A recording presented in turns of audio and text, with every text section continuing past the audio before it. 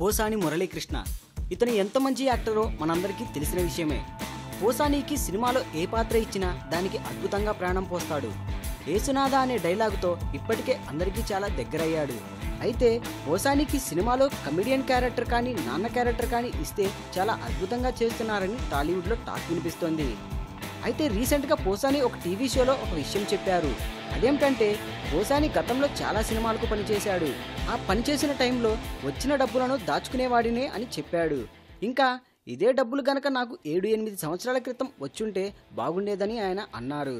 ఎందుకంటే 7-8 సంవత్సరాల క్రితం మా నాన్న పేకాటలో డబ్బులన్నీ పోగొట్టి 50 రూపాయలు అప్పు దొరక్క ఆత్మహత్య చేసుకున్నారని పోసాని పేర్కొన్నారు. ఈ డబ్బులే గనక అప్పుడు ఉండి ఉంటే మా నాన్నని నేను కాపాడుకునేవాడిని అని పోసాని చాలా బాధపడుతూ అన్నారు. ఈ వీడియోపై మీ విలువైన కామెంట్స్ ని మాతో షేర్ చేసుకోండి. అండ్ ఇంకో విషయం, సబ్స్క్రైబ్ చేయడం మర్చిపోకండి.